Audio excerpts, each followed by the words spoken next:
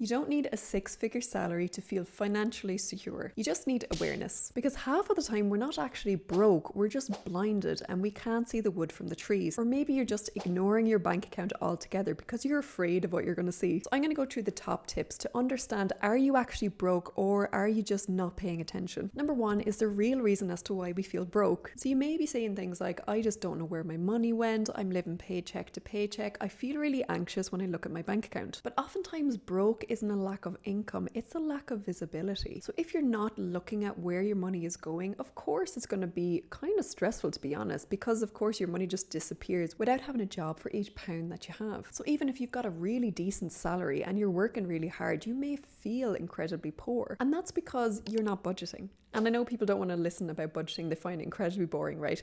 But even if you do a basic thing like get a notebook out, understand how much income you have. Do you know how much to the pound, how much money you're bringing in every month? And if you don't know that for a start, you can't of course leap from there. And then just understand your basic needs. Your needs are of course your rent, your mortgage, your groceries, any kind of transport to work. Those are needs, okay? And is your needs more than 50% of all of the monthly income that you bring in? I like to use the 50-30-20 rule as a rule of thumb. So between 50 and 60% should be where your needs are. And if there are more than that, it's a big red flag for yourself because you're over relying on your one source of income, aka your 9-to-5 job, to pay for all those needs. So if something is to happen to that initial job where you get all your money through, of course you're going to be in a terrible position there, because if 70% of all of the monthly income you bring in goes to paying for your needs, like your rent, your mortgage, your car, you have overextended yourself. So first understand what money you bring in, of course, and then divvy it up into needs, wants, and of course savings. I have a budget template down below, so feel free to click on that. And if you want me to talk through it, I also do one-to-one consultations. My email is also in the description if you need a bit of help. Number two is modern life makes it really easy to not pay attention. There's so many contactless things now. It's just one tap or click here for next day delivery or same day delivery sometimes. We hardly have a chance to even digest what's just happened, because if we're just tapping a piece of plastic onto some random machine in a shop, we're not registering there that we're missing out on money, that we're losing money. So it may cost £100 for this lovely dress, but if you're just tapping a bit of plastic, are you really registering that you're losing £100 there? And if your hourly income is about £20 an hour, it has cost you 5 hours of your time to earn £100. So is that dress worth 5 hours of your precious time? Sometimes it's not worth it. When we think of money based on the time, aka the amount of time we've had to work to get that money, it really puts our life into perspective. And let's talk about subscriptions that you've forgotten about.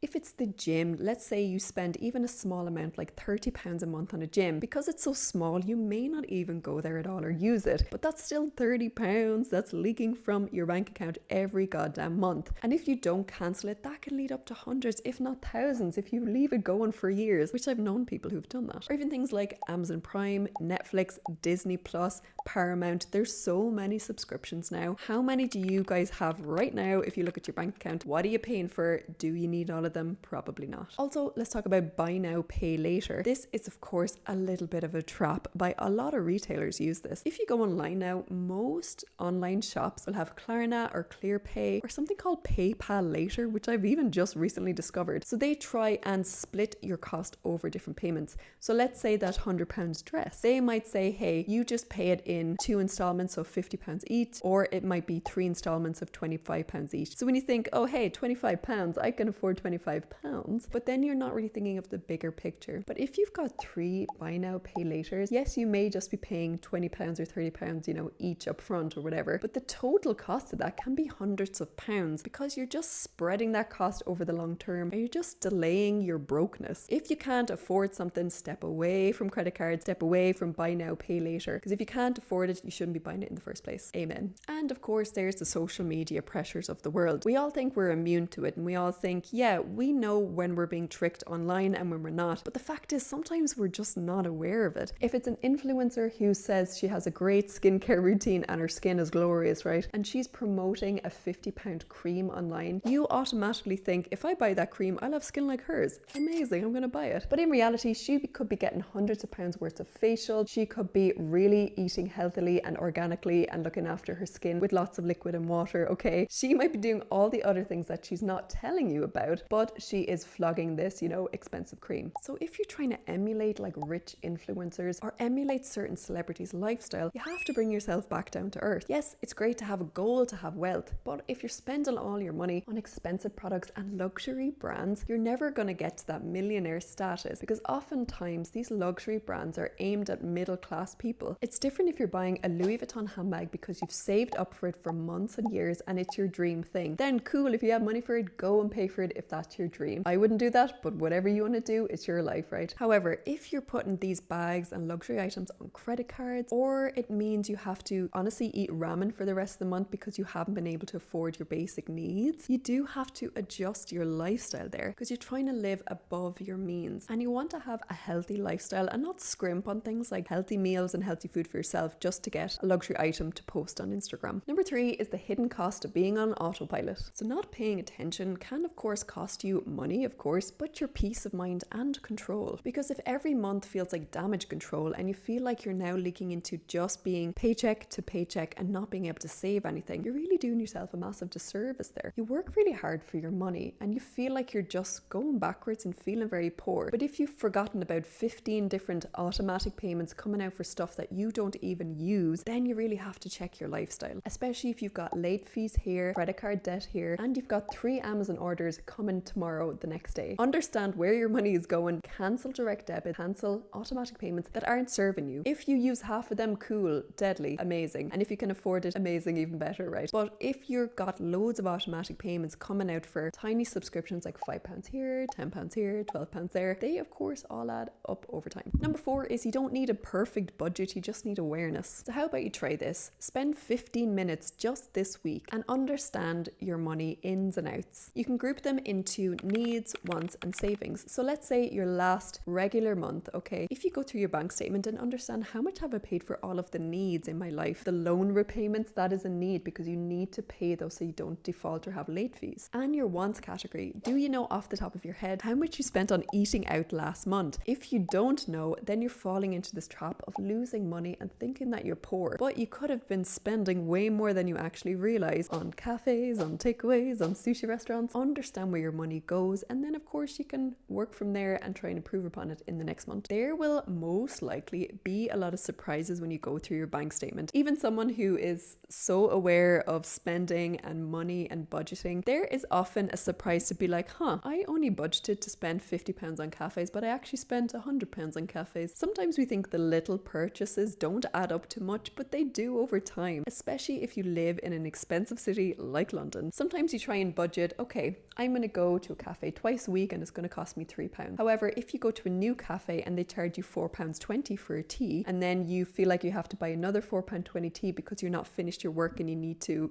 buy another liquid to stay there, it can of course add up. So understand the lifestyle that you want to lead and budget specifically for that. So that is correct. Number 5 is, are you actually broke or just disconnected? Let's say you earn £2,800 every month and your rent and your bills are about £1,500. And let's say your food and your transport are another £500. So that's £2,000 there. That means you have £800 left over. But if that's you and you're like, yeah, I should have £800, but it just disappears, that's because you're not telling your money where to go and you're not giving it certain jobs. If you feel like you just have £800 left to spend, you're never going to save some of that money, or you're not going to use it on things that are actually intentional for your living. A way to counteract this is to always set up an automatic payment for your savings. So let's say you get paid that $2,800 at the first of every month. If you set up an automatic payment to take out a chunk of that money and put it into a separate savings account, right? If it's automatic, you don't even need to think about it, right? And a rule of thumb is to try and always aim to save 20% of your monthly income. If that's not doable straight away, start with a smaller percentage and build up to that. But if you automatically save 20% of that income into a separate savings account, you're of course building up your savings, building up your emergency fund, and of course learning to invest, because investments will grow wealth over time. So if you don't know how to invest and you want to get into it, I've done a video on how to invest from absolute scratch and to set up your investment account in less than 10 minutes, easy.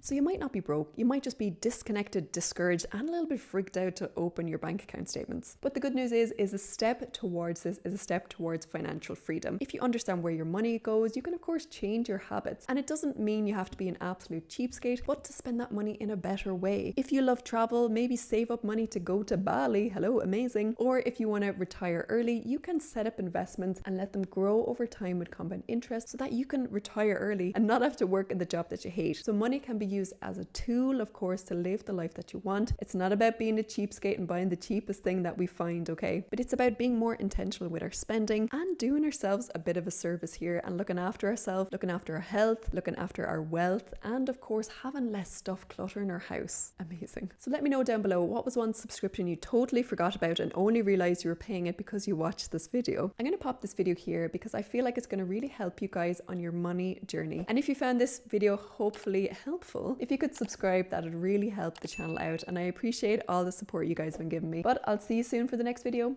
Bye.